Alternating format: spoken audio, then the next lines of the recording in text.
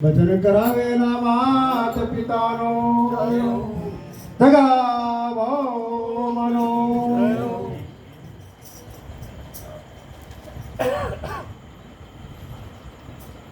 પ્રથમ તો નગીનભાઈ એમના પરિવારજનો આજે આ સુપ્રસંગ ભજન અને ભોજન સંત મહાપુરુષોનો હરસપર દર્શન કરાયો એ બદલ એમને ખૂબ ખૂબ કોટી કોટી વંદન.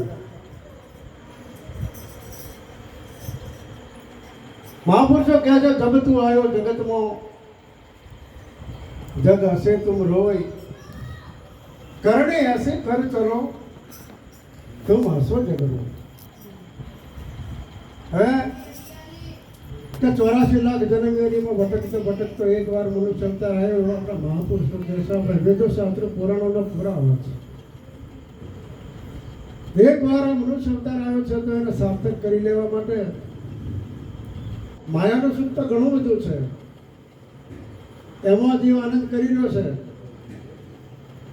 પણ જે નિજ આનંદની જરૂર છે અને એનાથી ઘણા ઘણા જીવો હજુ અજાણ છે.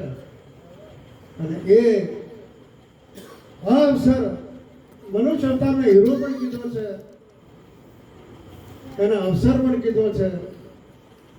તો આને સાર્થક કરવા માટે આ મહાપુરુષો પૂરા ગુરુના શરણમાં જઈ પૂનમરામ મહારાજ જેવા નગીનભાઈને ગુરુ મહારાજ મળ્યા. એ રીતે જો આજે કહો આનંદ આનંદ છે તો આપણે દરેકને પણ એક આપણું કર્તવ્ય બને છે કે સાચા સદગુરુના ચરણમાં જઈએ તો આપણને આપણી ઓળખાણ થાય. બીજા કોઈની ઓળખાણની જરૂર નથી. જગતના જીવોની તો ઘણી બધી ઓળખાણ છે, પણ અહીં હશે તો સુધી કાયા એ માયા છે ને કાયા માયાનું સત્પણ છે, પણ પોતાના સત્પણ માટે સદગુરુ સિવાય મેળ પડે એમ નથી. તો જીવમાંથી શિવ સ્વરૂપ ધારણ કરવા માટે ગુરુ મહારાજ સિવાય મેળ પડે એવું નથી. તો સંતો ચરણમાં જવું પડશે અવશ્ય. અને હવે કે જીવ જીવ જીવ આખો જગત છે કે જીવ આવ્યો ક્યાંથી, જીવ કેવો કે ને જીવ એટલે શું? ઘણા બધા આજે એની દેહ એક છે.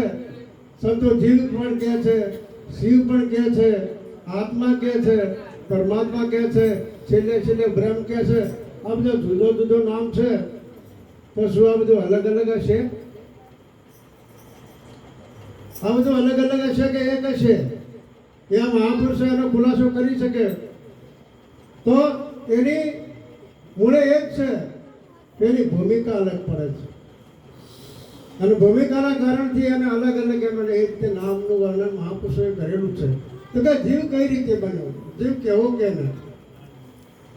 તો જીવ એને કે જે અજ્ઞાન અવસ્થામાં છે, જેને પોતાની ખબર નથી. પણ તો અજ્ઞાન અવસ્થા આવી કઈ રીતે?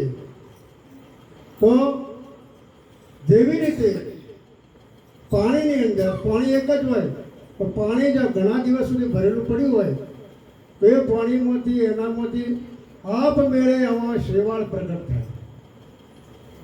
ઘણા સમય પડેલો શેવાળ પ્રગટ થાય, કરતા કરતા કરતા ઘણા સમય થાય એટલે એના પર શેવાળ એટલા બધા સમય જાય તો પાણી દેખાતું બંધ થઈ જાય, એટલા શેવાળ જ દેખાય. એટલે આપણે ગાય જોઈએ બે કુંડામાં પાણી તો ચો જો તો બધું લીલો લીલો દેખાય છે. પાણી એમાં છે, પાણી કંઈ જીવ નથી, પણ પાણીમાંથી પ્રગટ થયેલો શેવાળ આ પાણીને ઢોકી દીધું. એવી રીતે આ આત્મા જ છે, પણ જેમ જેમ સહેજે જેમ જેમ પરિવર્તન આવી એમાંથી અજ્ઞાન અવસ્થા જાગૃત થવાના કારણથી કામ, ક્રોધ, લોભ, મોહ, અહંકાર, વિચાર, મન, બુદ્ધિ, ચિત્ત આ બધું જે પ્રગટ થયું આત્મા થકી જ થયું છે. અને પછી એ પોતે એમાં ગૂંચવાઈ ગયું. જેવી રીતે શેવાળના વચ્ચે પાણી ગૂંચવાઈ ગયું ન દેખાણું, એ રીતે આપણા પોતાના સ્વસ્વરૂપનું ભાન તત્વ અટકી ગયું. હવે એ શેવાળ જો પાછો કરો તો પાણી દેખાય, પણ શેવાળ પાછો કરનાર કોઈ તો જોઈએ ને. કોઈ માલમી હોય તો એ શેવાળ પાછો કરે તો પાણી અવશ્ય દેખાય. શેવાળ પાણીમાંથી બન્યો છે, શેવાળમાંથી પાણી બન્યું નથી. એવી રીતે આત્મા જે છે એ સહેજે સહેજે જેમ થતો અજ્ઞાન અવસ્થાની અંદર જેમ જેટલા અવતારો આવ્યા એમ કરતો આની અંદર આ બધો કામ ક્રોધ લોભ મોહ અહંકાર જીતે જેને સેવાય કહેવાય એ રીતે આ બધા અલંકારોને લાગ્યા એટલે સ્વસ્વરૂપનું ભાન ભળી જવાય. હવે એ સ્વસ્વરૂપનું ભાન જ્યારે પૂરા સદગુરુ મળી જાય અને પછી આપણને કહે કે ભાઈ તમારું અસલ સ્વરૂપ આ છે, અને અસલ સ્વરૂપની જ્યારે આપણને ખબર પડી જાય પછી આપણે બીજી કોઈ કરવા જેવું રહેતું નથી. કેમ કે પોતાની ભાન થઈ ગઈ. પછી તો પોતે પોતાની જેમ અવસ્થા આવે એમ ભૂમિકા બદલાતી જાય અને એ એનું કાર્યો કરતો જાય. તો થોડું પાણી નાખો. એમ કરતા મહાપુરુષો હદ બે હદ ને અનહદ નક્કી થઈ. હવે હદ કોને કેવી, બે હદ કોને કેવી, અનહદ ક્યાંને કેવી? આ તો મહાપુરુષો તો વાત મૂકી, પણ એ ભૂમિકા આપણે નક્કી કરવાની રહી ને. તો કે હદ કહેતો શરીર, હદ એટલે આપણું શરીર. બેહદ કહેતો આત્મા. તો સાત हद चले सो वालिया बेहद चले सो साथ हद दोनों तजे उनका मता लगा.